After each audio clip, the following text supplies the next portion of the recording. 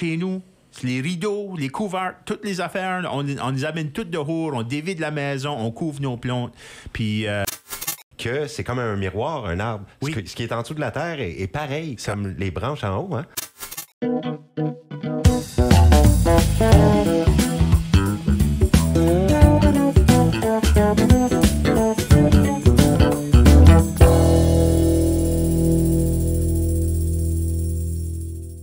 Bienvenue à Parle Jase du vendredi. Avec comme invité pour les prochaines semaines, c'est M. Carotte qui est avec nous, Mario Doiron. On fait un PPGJ jardinage encore aujourd'hui. Bonjour. Bonjour, ça va bien? Ça va très bien. Oui. Toujours content de te recevoir le vendredi, Merci Mario. bien. Je suis content de revenir, puis j'étais vraiment content ce matin, une belle journée pluvieuse. Ah, ça fait plaisir de ce temps-ci? Oh, énormément. énormément. On a besoin de la pluie, on a besoin de ça au jardinage. Absolument.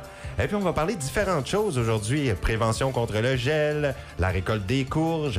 Et on prend vos questions. Je vous rappelle que vous allez pouvoir appeler dès le début de l'émission. On ouvre les lignes tout de suite parce qu'il faut commencer à poser vos questions assez tôt à M. Carotte parce qu'en 1 heure, ça passe vite et souvent, on n'a pas le temps de répondre à toutes vos questions si vous appelez trop vers la fin de l'émission.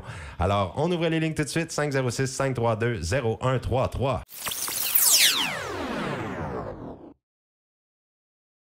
Bienvenue à Parle Jase jardinage. Mario Doiron qui est avec nous, Monsieur Carotte. Encore une fois, bon vendredi, Mario. Bonjour. Et puis j'appelle aux gens, je demande aux gens de nous appeler dès maintenant si vous avez des questions pour Monsieur Carotte. On veut se prendre à l'avance parce que de 9h30 à 10h, on n'a souvent pas le temps de prendre tous vos appels. Alors pour ceux qui sont déjà là à l'écoute, préparez vos questions, appelez au 506-532-0133. Et Mario, on va commencer à parler de la prévention contre le gel parce qu'on nous annonce que c'est possible que ça gèle, même la nuit prochaine. C'est ça. Cette nuit, ça prévenir proche assez de geler. Ça fait que c'est une vraiment bonne importance d'aller puis mettre des couvertures, mettre quelque chose sur le fait de nos plantes, les tomates, les poivrons, toutes ces choses-là. Ça peut continuer à produire si on les protège. Tu sais, là, des citrouilles, par exemple, puis toutes les courges, puis ça, tu sais, on ne veut pas nécessairement que la chair pogne le gel. Faut les récolter avant. Il faudrait comme les récolter avant, puis les rentrer en dedans, puis les ressortir de nouveau dans le soleil pour les laisser curer dans le soleil, pour pouvoir les préserver à travers les mois d'hiver. Mais on ne veut pas nécessairement que le gel abîme les légumes. OK, donc c'est comme aujourd'hui. Aujourd'hui, c'est le temps de récolter les courges. C'est ça. Comme nous autres, récoltons les courges, allons amener des tissus, des butins. Comme nous autres, ça peut être n'importe quoi. Tu peux acheter des produits, c'est comme on appelle ça des frost blankets en anglais. C'est comme un tissu blanc semi-transparent. Tu peux mettre sur le fait du légume. Puis l'air frais, ça coule sur le terrain comme de la melasse. Puis ça a tendance à se déplacer lentement, puis proche de la terre, puis ça tombe dans les régions basses. Ça fait que si on met une couverture sur le fait de nos plantes, l'air frais tombe de chaque côté de la plante, mais ne l'abîme pas. OK. Ça fait... Puis nous autres, c'est comme même si on n'a pas des frost blankets, chez nous, les rideaux, les couverts, toutes les affaires, on les amène toutes dehors, on dévide la maison, on couvre nos plantes, puis c'est comme ça qu'on fait. Ça fait que je suggère aux gens de... Regardez quoi c'est que vous avez pour protéger vos plantes, pour les garder aller. Et les gens nous ont écoutés. On a déjà un appel. En début d'émission, c'est bien ça. Merci d'appeler très tôt. Parle Jase, c'est à vous. Oui, je voulais juste savoir qu'est-ce qui était un bon temps d'arracher les oignons. Le bon temps d'arracher les oignons, c'est à l'entour du temps, est-ce que c'est que les oignons commencent les feuilles commencent à se coucher du côté puis ça commence à sécher? OK. Dès que ça arrive, tu peux les récolter. OK. Ça, tu veux dire les affaires vertes au fait, là? Oui, c'est ça. Toutes les feuilles, là, comme quand c'est que le coup, là, sur le fait de la bulbe, quand c'est que ça se plaît, mais à partir de là, l'oignon arrête de pousser. OK. Puis tu veux la laisser sécher un petit peu. Puisque c'est que la tige est pliée, ça va sécher un petit peu plus. Puis une fois que ça, c'est sec, l'oignon peut mieux durer. OK. So, si on les enlève, puis ça, c'est encore vert, puis humide, puis trompe, là, ça peut peut-être pourrir ton oignon. Ça, c'est bon de les laisser sécher un petit peu avec la feuille de plier. Normalement, c'est au mois d'août qu'on récolte les oignons. Ah ouais, ben ils sont encore tout verts. Ah, s'ils sont encore tout verts, c'est bon, continuez. Ils sont encore en train de pousser. OK, puis après ça, je les laisse tout dehors, coucher, pour qu'ils sèchent. Oui, aussitôt que les feuilles tombent, tu peux les déraciner, puis juste coucher les oignons sur leur côté, sur le fait de ton jardin. OK. Puis laisser le soleil sécher un petit peu. Tu sèches la peau, puis ça le durcit, puis c'est ça qui la rend tough pour être durée quand c'est qu'on va les garder à travers des mois d'hiver. OK. Ben, parfait. OK. Merci. Merci bien. Hey, merci beaucoup. Hey, on parlait là, des courges, que ça va être le temps de les récolter aujourd'hui parce que ça pourrait geler. Oui. On a des possibilités de gel, mais le gel, c'est pas mauvais pour tous les légumes. Oh non. Il y en a pour qui même ça peut améliorer Ah, absolument. la situation, comme les carottes. Comme des carottes, c'est ça. Et c'est que il y a des certains légumes, surtout les légumes de racines, puis les légumes que de la famille des choux. OK. C'est des légumes qui sont adaptés au froid. Puis ça qui arrive, c'est que quand c'est qu'ils sentent le fret venir, ils vont augmenter le niveau de sucre. Oh, puis ça va goûter encore meilleur. Ça goûte mieux. Ça fait que c'est bon. Attendons après une petite gelée. Des petites gelées du début de la saison. Pas gelée dure, là, que c'est de la pure glace, là, mais des petites gelées, là, des matinales. Une petite gelée comme ça, une ou deux, là, puis les carottes, là, puis les choux, puis les brocolis, puis les choux de Bruxelles, puis toutes ces choses-là, ça a le goût, une amélioration dans le goût, c'est vraiment remarquable. Ça vaut la peine d'attendre OK. après le gel pour récolter ces Il choses-là. faut faire attention pour tout ce qui est courge. Tout ce ça qui est serait courge. bon même de sortir ça aujourd'hui du Oui. jardin. Oui. Mais tout ce qui est carottes, il y avait d'autres, les choux. Les choux, les brocolis, les choux-fleurs, les choux de Bruxelles, tu sais, toute sa famille, là. On peut tous les laisser avoir 2 gelées? Ouais, deux Mettons, petites gelées, à peu là, tu sais, là, pas des gros gelées. Si ça tombe à moins 10, là, ben c'est Ah, pas là, pareil. C'est le temps d'arrêter. Ah, OK. ouais. On va prendre un autre appel. Parle, jase. Des questions pour M. Carotte? Oui, moi, ma question, c'était, on peut-y planter des framboises, là? Oui, on peut, si tu as acheté des framboises dans des pots, tu peux les planter tout de suite. Moi, c'est des pieds qui sont déjà comme des restants qui sont comment sortir, là. OK. Je me demandais si je pouvais les transférer. Ben, moi, j'attendrais que les feuilles tombent pour avoir des déracinés. Oh, really? Ouais. S'ils sont dans un pot, on peut les transplanter n'importe quoi. Mais si ils sont enracinés, puis ils sont à terre, puis il faut les transplanter, les déraciner d'une place, puis les transplanter à quelque part d'autre, OK. tu vas attendre que la plante dort pour l'hiver. So, je peux faire ça aussitôt que les feuilles sont tombées? Aussitôt que les feuilles sont tombées, c'est prêt à aller. Ah, OK. OK? Thank you very much. C'est the very best. Bye-bye. Bye-bye. Parle, jase. Ah, celui-là n'est pas là. On essaie un autre. Parle, jase. On vous écoute. Oui, bonjour. Moi, je voudrais savoir, j'ai des arbres de groseilles, je voudrais les changer de place. OK. Quel temps dans l'année qui est meilleur à faire? Ah, ça, là, juste avant que la terre gèle, puis après que les feuilles ont tombé. OK, parfait. Ouais. Puis ça, c'est de quoi qui se transplante très bien. C'est des plantes qui sont vraiment vigoureuses par rapport à ça. Ça fait que je ne m'en gênerai pas trop. Non? OK, parfait. OK. Merci beaucoup. De rien. Bonne journée. Bye-bye. Bye. Parle, jase. C'est à vous. Oui, Allô? oui. Oui. Moi, c'était pour les zucchini. OK. J'ai planté des zucchini cette année, puis j'ai rien eu. J'ai juste eu des fleurs. Juste des fleurs. OK. Oui. T'avais-tu les deux différentes sortes de fleurs? Il y a des fleurs mâles puis des fleurs femelles. Oh là, je sais pas. Je sais qu'ils sont jaunes, orange. OK. Si tu regardes dessous la pétale, OK. la fleur mâle, c'est juste la pétale tout seul puis la tige.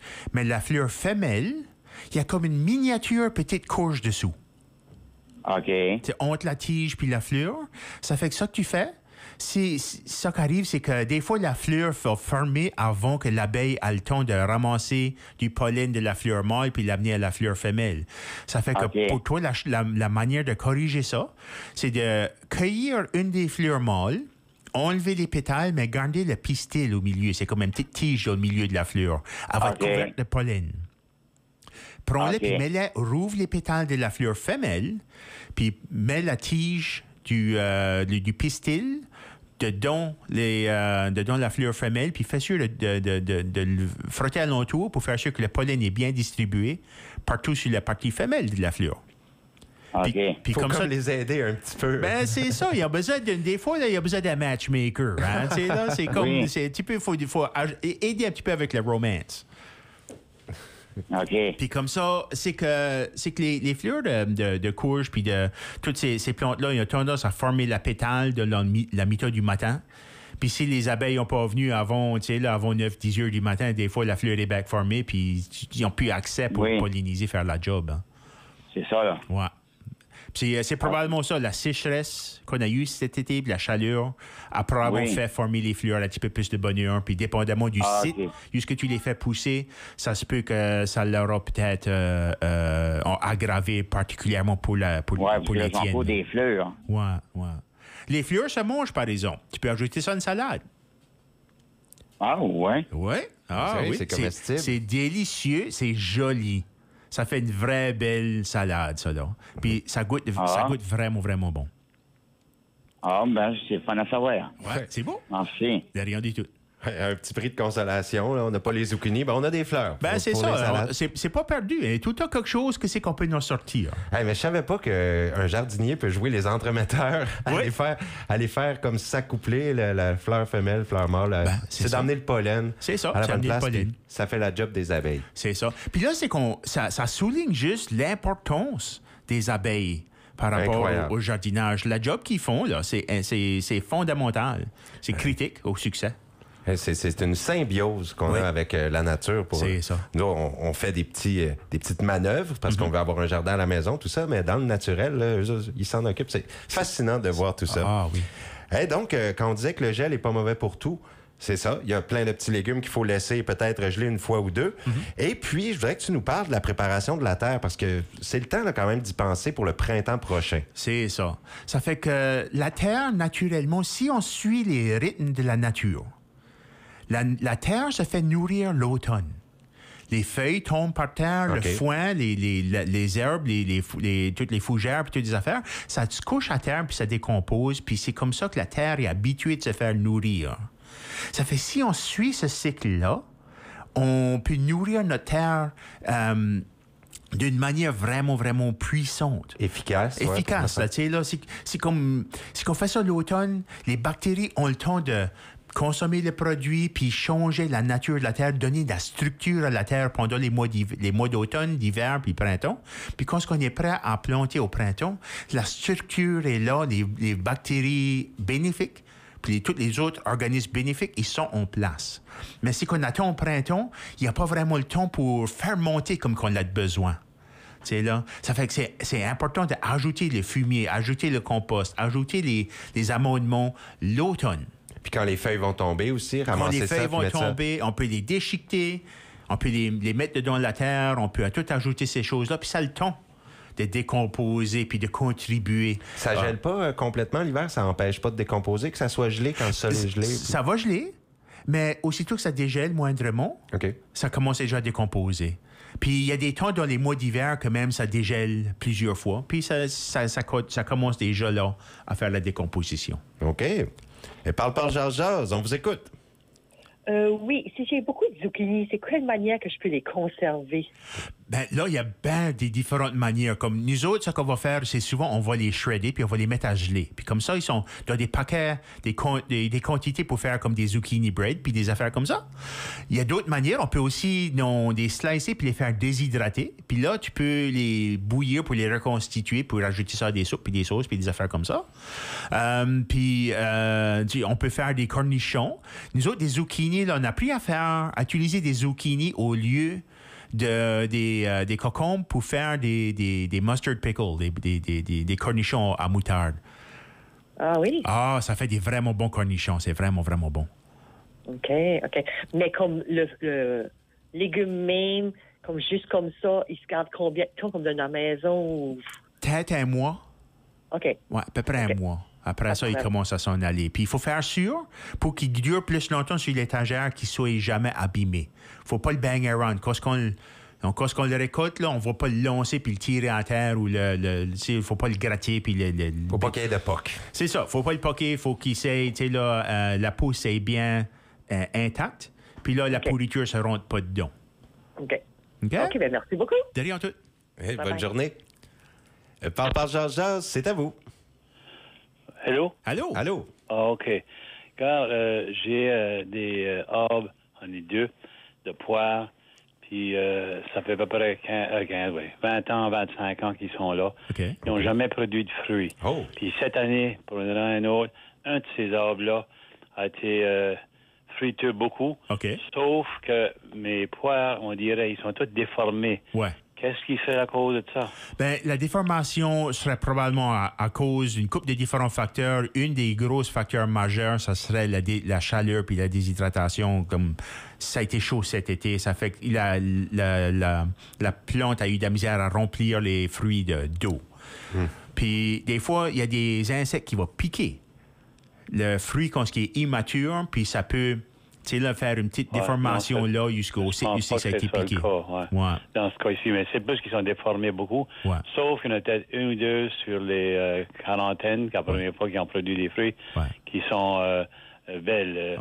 Mais je me demande juste pour quelle raison qu'un aurait produit puis l'autre n'a pas produit. Mais ça fait 25 ans, comme dit, qu'ils n'ont jamais produit de fruits. C'est-tu deux différentes sortes de poires ou c'est-tu deux poires de la même variété? À ma même connaissance, quand je l'ai acheté, c'était la même variété, puis le monsieur m'avait dit que c'était une paire. OK. C'est que pour que des poires soient productifs, ils ont besoin d'avoir deux différentes variétés qui poussent côte à côte. Oui. Ça fait que moi, si je serais toi, j'irais en chercher un troisième, une différente variété que ceux-là. Vraiment différente. OK. Ça fait que ça prend ça, une différente variété pour cross-pollinater, pour donner une...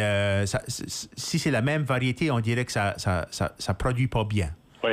Mais si c'est deux différentes variétés, vraiment différents types de poires, ça fait une pollinisation beaucoup plus prédictible. OK. Puis, dit ça, le poire qui va être transplanté ou acheté l'an prochain, il va être comme dit, les autres ont 25 ans de vieux, puis ceux-ci auraient qu'un an ou 2 ans de vieux.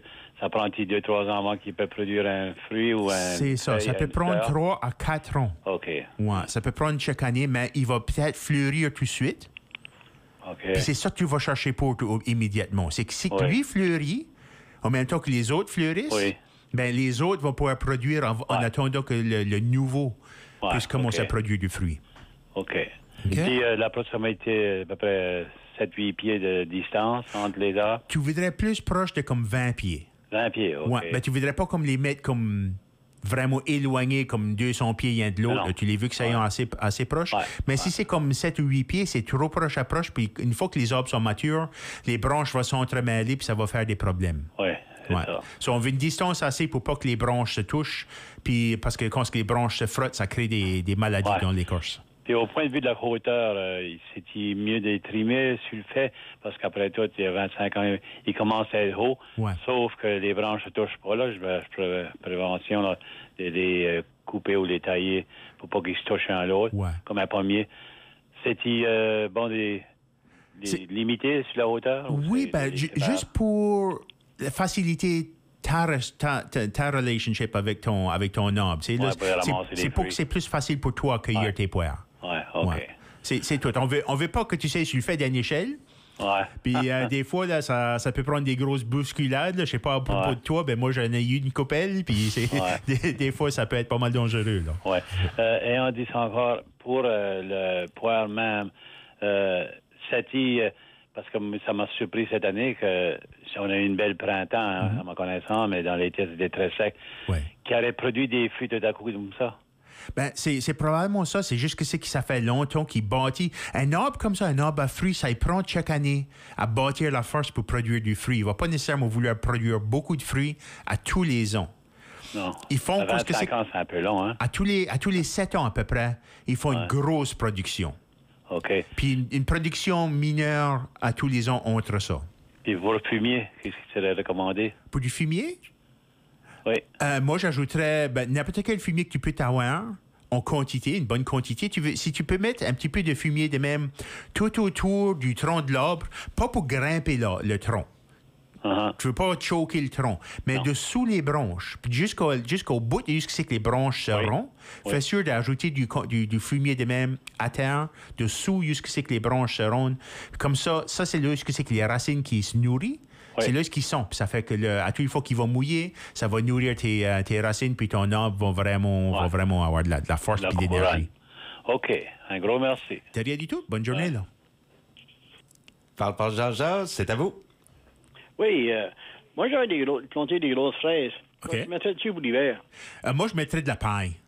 La paille, il n'y a rien d'autre à part que la paille? Rien que la paille. Tu peux mettre un petit peu de compost, du fumier dans l'automne, pas le printemps. Oui. Puis couvrir avec de la paille pour protéger contre le gel. Puis au printemps, aussitôt que ça commence à dégeler dehors, Oui. découvre les plantes un petit peu, fais sûr que la crown est découverte. Oui. Puis là, elle va pousser. Garde le restant de la paille autour pour pas qu'il y ait des mauvaises herbes qui poussent autour de tes fraises. Mais juste dévoile la crown pour laisser les feuilles sortir. Puis ça serait au mois d'avril-mai. OK. Puis Tu décolles pas les par le mois de runners, juin, pas tu es rien. prêt à faire du fruit, là.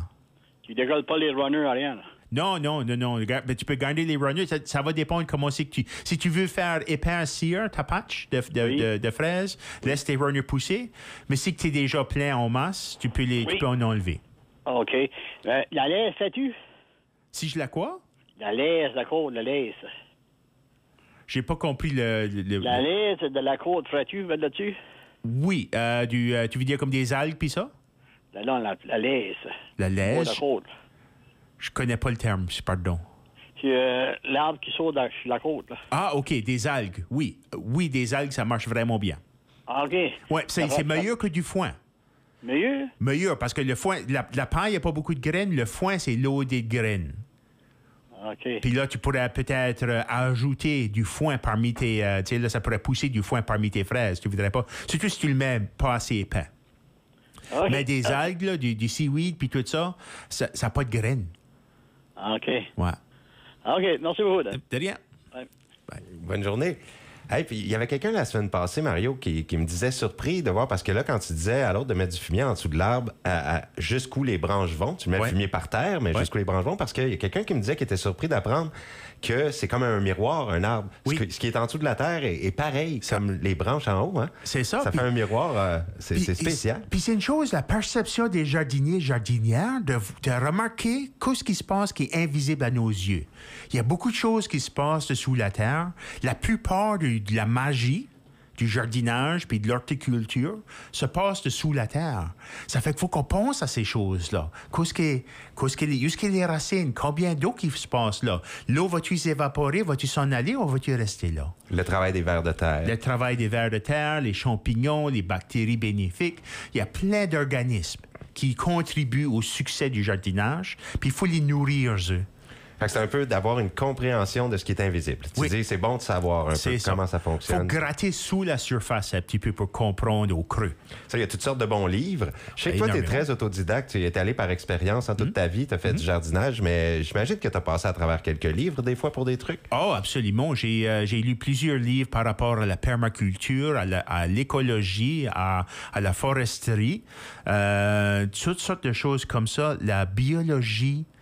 Vraiment, c'est la science la plus puissante par rapport... le plus tu comprends la biologie, le plus facile que tu vas comprendre le jardinage.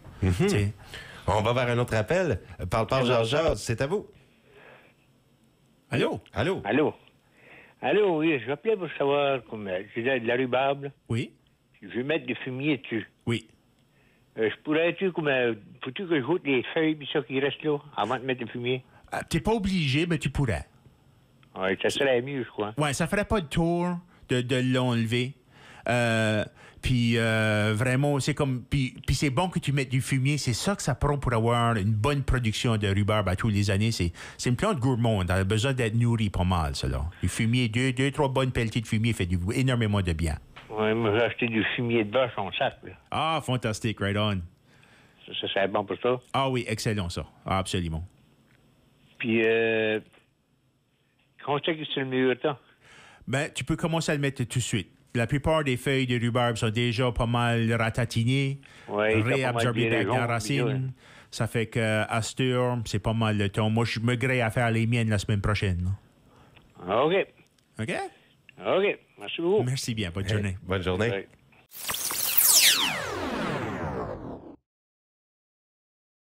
Vous écoutez Parle, Jazz. Bon vendredi, Sud-Est.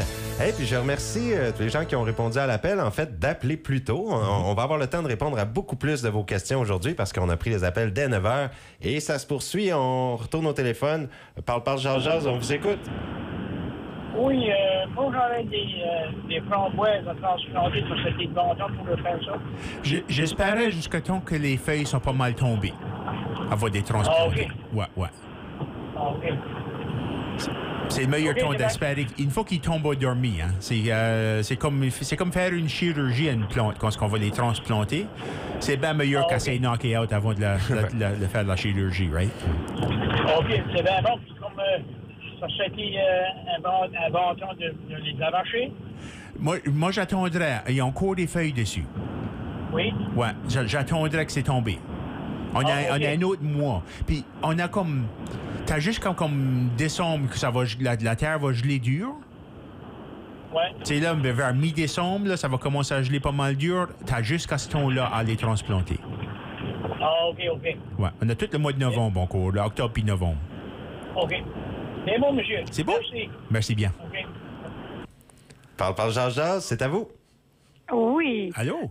On s'est planté des piments verts. OK. Il y a des taches noires dessus. Est-ce que c'est quelque chose qu'on peut manger quand même? Ou qu'est-ce que ça fait faire ça? Oui. Ça dépend quelle sorte de tache, par exemple. Si c'est une moisissure... Non, c'est pas moisi. C'est juste que c'est que la chair est comme coulurée un petit peu foncée. C'est noir, vraiment noir. Ouais, ça, c'est pas un problème pour tout. Ça, c'est juste un coup de soleil, un sunburn. Ah, OK. Ouais. On les a goûtés, puis c'est le même goût. Ah oui, Je me demandais si c'était bon qu'on les mange. Ah oui, non, c'est complètement comestible. Ça dérange pas en tout le goût ou la qualité du légume. OK. Vraiment, c'est juste que c'est qu'il y a... C'était sèche dans l'été, c'est ça? C'était sec, c'était chaud. Puis il y a eu beaucoup de soleil, vraiment chaud. Puis essentiellement, pareil comme nous autres, notre peau vient plus foncée pour se protéger du soleil, mais le légume fait la même chose. OK. Ah, ben merci beaucoup. De rien tout. Bonne journée. OK, bye. Bye-bye. Oui, c'est vrai que c'est une question qu'on peut se poser. On voit du noir, on n'est pas nécessairement habitué. C'est ça. Ça a été un été exceptionnel. C'est incroyable. Comment est-ce que c'est que les choses se réchauffent, ça change?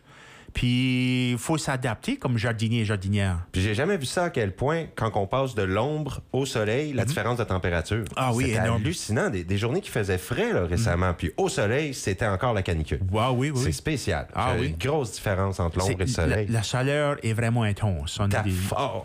Oui. Ouf. Hey, j'avais pas vu ça souvent, moi, des 45 degrés à un moment donné. Moi, j'ai jamais... Moi, c'est du nouveau pour moi. Hey, j'espère que ça va pas empirer. Ouais, moi, je trouve ça fait chaud à 25 ou plus, là. Rendu à 40, là, là, c'est comme, OK, sur-moi du soleil, puis mets-moi de l'air condition, je peux pas, là. L'automne qui arrive, ça fait du bien. Ah, j'adore l'automne. C'est mon ton de la saison favori, les belles couleurs. Ton temps de l'année, tu veux dire? Ah, oui. La meilleure saison. Ah, l'automne, pour moi, c'est mon favori. La senteur, une fois que les feuilles commencent à tomber à terre, puis toutes ces couleurs-là, pour moi, c'est un ton pour moi vraiment magique. Parce que là, on récolte le fruit de tous les efforts de toute la saison de jardinage. C'est ce temps-ci de l'année que toute sa richesse-là nous tombe dans les mains. Puis on peut bénéficier de tout cet effort-là qu'on a mis. Ouais, c'est une belle saison. Autant la température, le visuel, les couleurs qui vont venir dehors. Il y a moins de mouches. Là, c'est plus confortable. C'est fait joli à prendre une petite randonnée. Là, faire du canot sur la rivière. Là, c'est vraiment un beau ton de l'année. On vit vraiment dans le paradis ici. Ah ben, je te le fais pas dire. Ouais. Non, vraiment, c'est tout à fait véridique. Et puis là, le mois d'octobre qui arrive, je pense que c'est pas mal le temps pour les semences d'ail. De l'ail, c'est ça. C'est important d'y penser avant le mois d'octobre. Hein, oui. Qu'est-ce qu'il faut préparer pour ça? Tout de suite, il faut préparer un jardin. Il faut faire sûr qu'on a un jardin, qu'on a déjà tout récolté nos affaires. On peut ajouter du compost sur la surface de la terre, puis couvrir avec du paillis. Ça peut être des feuilles, ça peut être de la paille, ça peut être n'importe quoi. Mais pour l'ail, parce que c'est un biannuel, il faut qu'elle passe son hiver dans la terre pour être capable de produire une bulbe l'année prochaine. Puis, à cause de ça, on va passer tout le printemps vulnérable que les mauvaises herbes peuvent pousser parmi. Ça fait que c'est important quand on va semer notre ail dans l'automne. Au mois d'octobre, d'habitude, la fin septembre, début d'octobre, c'est un bon temps de le faire. Il faut espérer un petit peu plus tard de la saison. On ne veut pas qu'elle pousse avant que la gelée de l'hiver vienne, parce qu'elle va gaspiller de l'énergie. Puis là, on va semer ça, on va le couvrir avec de la paille, puis ça va commencer à pousser dès le début du printemps. Puis là, ça va être récolté au mois d'août. Mais on ne veut pas que les mauvaises herbes prennent dedans, puis là, tu es à 4 pattes en train de désherber ça toute l'année. Ça fait que si on protège... Une bonne préparation tout de suite. Préparation d'automne, couvre ça de paille, de foin, de feuilles. Une bonne couche épaisse, 4, 5, 6 pouces. Puis l'ail peut pousser à travers de ça, pas de problème, puis il n'y a pas rien d'autre qui va pousser parmi. D'accord. Et puis, je voyais qu'il y avait des gens qui appelaient. Il y en a qui ont cédé. Ben, si vous rappelez, on va vous répondre. C'est le temps 506-532-0133 pour vos questions pour Monsieur Carotte. Et puis, quelque chose dont on va parler. Hier, vous avez eu une rencontre, parce que c'était concernant la stratégie pour la résilience alimentaire pour le comté de Kent. Tu m'en parlais la semaine dernière. On va y revenir, mais on va prendre un appel juste avant. L'appel est revenu. Parle, Jazz, on vous écoute. Alors, comment ça va? Ça va très bien, puis toi? Ça va. La question pour les arbres, pommes, j'ai planté des pommes, des Macintosh. OK. Comme 3 ans passés, puis j'ai pas eu de pommes en tout. Ben, ça prend 3, 4, 5 ans des fois. Ah, c'est vrai? Ouais, oui, ça peut prendre plusieurs années. As-tu d'autres sortes de pommes parmi? Non. Juste une sorte de pomme. Ouais. Ça serait peut-être bon d'aller t'en chercher une autre variété. Des pommes, des poires, des cerises ont toutes besoin de 2 différentes variétés qui poussent proche à proche. Une vingtaine de pieds l'une de l'autre, pour faire sûr que la pollinisation peut se croiser entre les 2 variétés pour produire du fruit. Ah, OK. Ouais.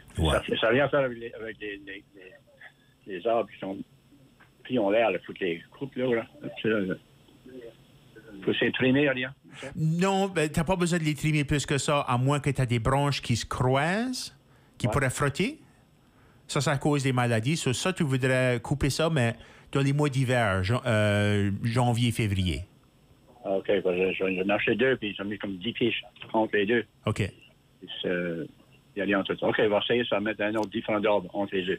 Pas entre les 2. Pas honte. Tu veux pas que c'est plus proche qu'une quinzaine de pieds. Ah, 15 pieds, OK. Ouais. Comme à proximité, mais pas comme tout collé une sur l'autre, là. OK. Un autre différent de pommes. Un autre, différentes sortes de pommes, ouais. Si tu as des Macintosh, tu pourrais aller à des Honeycrisp ou quelque chose d'autre, là, tu sais, là. Il y a plein de différentes variétés à choisir. Okay. Ça fait bien si ça c'est pas la même hauteur? Non, ça n'a pas de différence si c'est la même grosseur. Il y a une plus petite que l'autre, ça fait rien. Ils vont tous les 2 fleurir. C'est le pollen qui compte. OK. On va essayer ça. Merci. C'est beau, merci bien. Bye-bye. Merci beaucoup. Et justement, là, c'est ça, une rencontre hier, semaine dernière, tu me parlais, Mario, de cette stratégie pour la résilience alimentaire. Et puis, comment ça s'est passé? Est-ce qu'il y a un plan présenté? C'est ça, ben on a un plan. Ça fait qu'on a passé tout le printemps, l'hiver passé, le printemps, puis la majorité de l'été à faire des consultations. On a engagé la firme de Maurice Maillet pour aller visiter les différents producteurs agricoles, les individuels qui font le jardinage, les jardins communautaires, les écoles, tous ceux-là qui ont un enjeu dans l'alimentation locale, pour voir lesquelles des stratégies qui pourraient s'appliquer dans notre région pour s'assurer que le monde ait meilleur accès à de la nourriture locale, la nourriture fraîche et abondante, pour se mettre en masse à manger sur la table, pour qu'on puisse avoir une bonne nutrition. Okay. Puis c'est ça, on a sorti avec 5 axes d'intervention, 66 différentes actions en tout pour adresser ces besoins-là. Puis on va se servir de nos forces locales. On a une capacité de production, on a des traditions de production ici dans nos régions, puis on va se servir de ça pour nos stratégies. Ouais, super. Puis j'aimerais avoir d'autres détails. On va retourner au téléphone, Mario.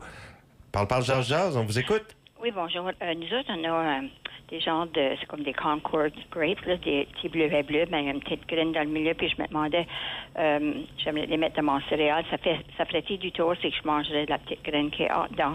Ponte, la graine du... C'est pas comme des graines de pommes, ça, là. Il n'y a pas d'arsenic dedans, les graines de raisin. Il n'y a pas de problème en tout. Ah, ben, je suis contente. Puis pour les... j'ai obligé d'avoir des ciseaux pour couper le couper sur les grappes parce que c'est quoi qu'ils poussent dur, là. Ouais. On peut juste les geler puis les mettre dans le congélateur, puis quand j'en veux, je peux les manger? Oui, absolument. Ah, OK. Ben merci beaucoup. De rien. Bonne journée. Merci. Merci bien. Oui. C'est le fun de voir, ça lui fait plaisir. Hein? Elle fait, je peux les manger mes raisins, je peux les mettre dans mes céréales. Ah oui, c'est que les Concord ont un goût vraiment comme intense de raisin. Comme des jus de raisin, là, ben c'est ça, c'est là ici que ça devient, c'est le Concord. Puis une saveur incroyable. Moi, j'aime de les utiliser pour faire des smoothies même. Ah oui, hein? Ah oui, ah oui. C'est bon, les smoothies. Ah, j'adore ça. On va en faire toutes sortes de sortes tout le temps. On va prendre un autre appel. Parle Jazz, c'est à vous. Allô? Allô? Ça va bien? Ça va vraiment bien, puis toi? Oui, ça va bien, merci. Pommier, il y a beaucoup de shoots là, à la base. Je pense qu'il faut les couper. Mais à quel temps de l'année que c'est mieux pour les couper? Puis y a-t-il une façon de sauver ça pour les retransplanter? Puis comment, si on peut? Ben justement, chacune de ces petites branches-là, si tu les enterres, coupe le bout de la tige, puis fais sûr d'enterrer au moins 2 nodes jusqu'à ce que les feuilles veulent pousser. C'est sur les nodes jusqu'à les feuilles que ça va vouloir raciner. So, fais sûr d'en enterrer 2. Donc, du sable, du mel, du sable, puis du terreau pour faire des pots de fleurs. Oui. Puis, garde-le arrosé. Tu peux le rentrer dans la maison. Puis, tu sais, là, tu peux arroser ça, puis ça va raciner. Puis, tu pourras les retransplanter plus tard. Puis, le meilleur temps de les couper, c'est dans les mois d'hiver. Puis, parce que c'est que ça a moins tendance à créer des infections au niveau de l'écorce, puis du tronc de l'arbre, puis ces choses-là. C'est plus sanitaire pour la plante de tout faire les coupages dans les mois d'hiver. Mais oui, absolument, tu peux les faire raciner. Puis, justement, c'est comme ça que c'est fait commercialement. C'est ces petits on appelle ça des suckers. C'est là qu'on trouve ces matériels-là. Ah, ben c'est merveilleux. Merci beaucoup. C'est beau, merci bien. Bonne journée. Bye, toi aussi, bye-bye. Hey, donc, merci tout le monde qui appelle. Vous pouvez continuer de le faire. Des questions pour M. Carotte. Vous avez encore une vingtaine de minutes au 506-532-0133. Donc, pour cette stratégie de résilience alimentaire dans le comté de Kent, tu me dis 66 actions qui seront posées. Oui. C'est ça. Puis, c'est tout un plan que vous êtes en train d'établir. C'est un gros plan vraiment élaboré. Oui. Puis c'est comme je disais, on va se servir de nos forces locales. Puis une des premiers axes qu'on veut se servir, c'est de faire sûr qu'il y a des programmes pour enseigner les jeunes dans chacun de nos écoles. OK. Ça fait qu'on veut faire des jardins ou puis des projets pour faire du compost, puis faire du vermicompost, puis faire toutes sortes de manières pour tous les principes de base du jardinage. On veut s'assurer que nos jeunes comprennent où c'est que ça devient la nourriture, puis comment est-ce qu'on peut faire pour la produire localement. Est-ce que les jeunes vont avoir la chance que tu t'impliques, Mario, dans certains ateliers scolaires? Ou dans absolument. J'ai déjà des programmes dans plusieurs écoles, puis je cherche à amener ces programmes-là dans le restant de toutes les autres écoles. Ça fait que je cherche pour des enseignants puis des agents communautaires qui sont intéressés.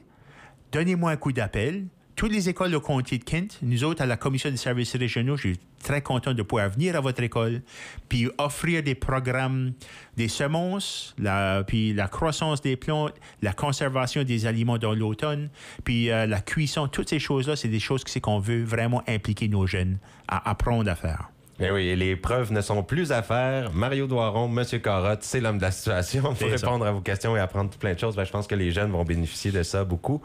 On retourne au téléphone. Parle Jazz. Bonjour. Bonjour. Bonjour. Moi, j'ai un cèdre ici, puis je pense que je vais le perdre. Un cèdre? Ce serait bien la cause de ça.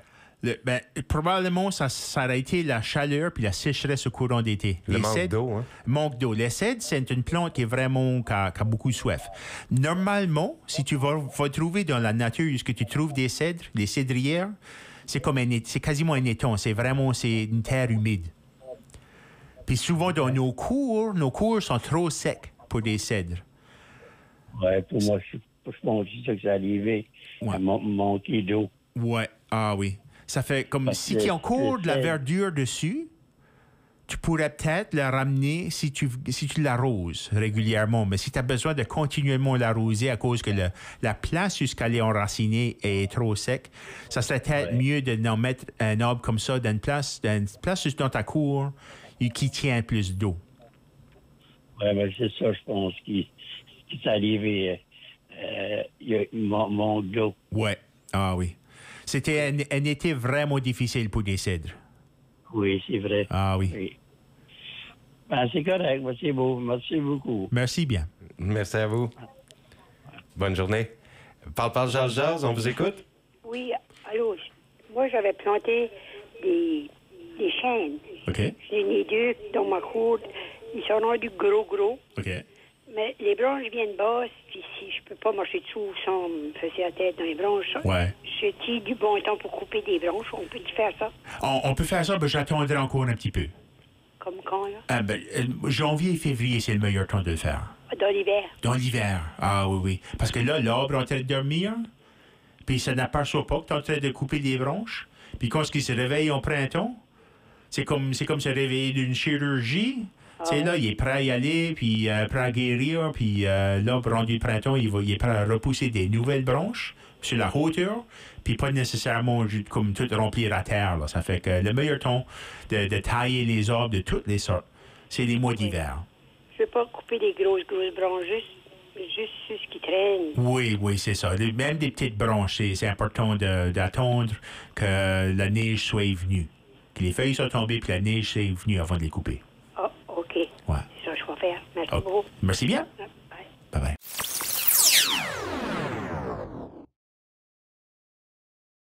Vous écoutez Parle, jase, jardinage avec Monsieur Carotte et on prend encore des appels pour vos questions. Parle, jase, c'est à vous. Bonjour. Allô? J'ai un dwarf maple. OK. Il y a à peu près 27 ans de vieux. Ah. Cette année, j'ai comme une suie blanche. Une suie sur les feuilles.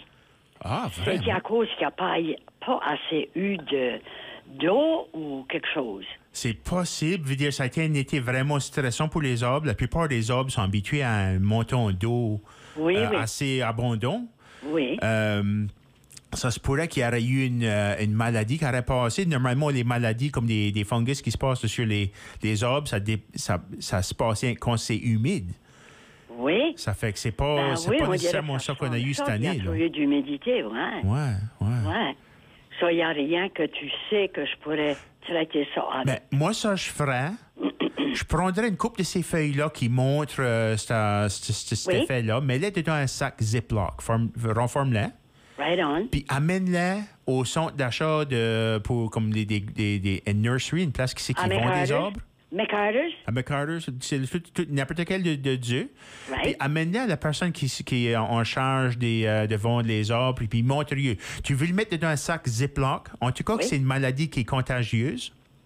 Oh God. Tu ne veux pas infecter tous les arbres qui sont dans leur magasin, tu sais. Ben non. Ça fait que tu mets ça dans un sac Ziploc, tu y montres. Oui. Puis là, comme à la radio, pour moi, c'est difficile d'identifier c'est quoi la maladie, mais pour eux, ils le voient en personne. Oui. Là, ils pourront mieux identifier puis te donner des produits ou une stratégie de traitement pour ça. On dirait que c'est pas normal. Ça fait plusieurs années que je l'ai, puis je veux pas le perdre. Ah, absolument. Okay. Surtout que si c'est quelque chose qui est nouveau, là, c'est important tout de suite d'aller checker ça. C'est comme n'importe quel problème médical, même nos arbres avons besoin des petites interventions des fois. Right on. C'est beau? Keep up the good work, my dear. Merci bien, Charles. Bonne journée. Bye-bye. Parle, jase, on vous écoute? Oui, bonjour. Allô? Ouais, allô, ça va bien? Ah oui, ça va vraiment bien avec toi. Oh, ça va bien. On a des plantes des Mont-Royal. OK. Ils fleurissent, la machine d'arbre fleurit à savoir quoi faire. Puis quand les plantes commencent à gros comme elles dizaines, ils tombent toutes. Ouais, j'ai eu le même problème. T'as eu le même problème? J'ai eu le même problème. Je me demande si c'est pas comme une question de chaleur et déshydratation. Parce qu'aussitôt qu'il commence à faire chaud, on dirait qu'il tombe. Oui, ils tombent toutes. Ça fait parce qu'on avait déjà un. Puis il y avait assez de plantes dedans. Puis tout d'un coup, il a commencé à pas produire. Puis une autre chose, comme, tu sais, les bébés pour les concombres, là. Mm-hmm. Y a-t-il une solution? On peut-il faire quelque chose pour ça? Y a-t-il des... Deux choses qu'on peut faire pour ça. Il faut les faire ensemble. OK. Premièrement, les cocombes, c'est une plante qui est vraiment, vraiment gourmande. C'est qu'elle pousse dans de la terre qui est comme pas assez riche, elle n'aura pas la force de se défendre. Ah, OK. Ça fait qu'au début de la saison, fais-la pousser dedans un bout de terre là, ici que tu as vraiment mis là, beaucoup, beaucoup de fumier, beaucoup de compost, beaucoup de richesse. Ah, OK, les cocombes, ça va, je les plante dedans, là. Oui. Comme moi, là, c'est quasiment du pur compost que je les plante dedans. Toutes les citrouilles, les cocombes, toutes ces plantes-là. OK. Quasiment du pur compost, du pur fumier. Okay. Du vieux fumier qui est bien décomposé déjà, là, pas de quoi de frais, là. OK. Puis, Ça, c'est donner la nutrition qu'elle a besoin pour se débrouiller. La deuxième stratégie, c'est ajouter de la terre diatomée quand la plante est jeune. C'est comme une poudre blanche qui égratigne, ça irrite la chair des bébites. Puis ça les débarrasse. On l'utilise juste au début, quand la plante commence à pousser, mais avant qu'elle commence à produire ses fleurs. Puis là, une fois qu'elle peut dépasser, une fois qu'elle est mature assez pour commencer à produire ses fleurs, elle est forte assez pour se débrouiller. Mais c'est juste, les cucumber beetles, d'habitude, ne laissent pas le cocombe se rendre à cette étape-là parce que c'est qu'il la dommage tellement au début. Une fois qu'on peut l'amener à dépasser ce niveau-là vulnérable, là, la plante est bonne pour le reste de la saison. Même s'il y en a des bêtes à cocombe, le cocombe est fort assez pour se défendre. OK, comme mettre de la terre riche assez, là, de l'engrais. Oui. Puis cette affaire-là que tu as dit, La terre diatomée. Diatomée. C'est comme si tu vas au magasin, nursery, quelque chose comme ça, demande-lui pour du DE ou DE en anglais. OK. La terre diatomaceous earth en anglais, terre diatomée en français. C'est des coquilles de petits organismes microscopiques. Les coquilles, c'est des petits morceaux c'est comme de la vitre cassée. Puis quand c'est pas poison, mais quand un insecte se promène là-dedans, ça se met dedans les plis parmi les pattes puis toutes les affaires, puis ça gratigne leur peau puis ça les fait déshydrater. Mais tu juste ça sur le fait de la terre, là? Tu mets ça sur le fait de ta plante. Sur le fait de ta plante? Oui, couvre ta plante. Comme une petite pouf, comme tu mettrais comme du baby powder sur les fesses des bébés, là, quand tu changes les diapers, là. Ouais. Tu fais la même chose sur le petit cocombe quand il est tout petit. Puis même chose pour les citrouilles puis tout ça. Ils sont tous vulnérables pour la même bébite. Puis juste une petite pouf. Puis c'est actif, ça, quand c'est que la poudre est sec sur la surface. Il faut que les bébites marchent à travers pour avoir un effet. Puis c'est pas toxique pour toi, ça. Tu voudrais pas le respirer, par exemple.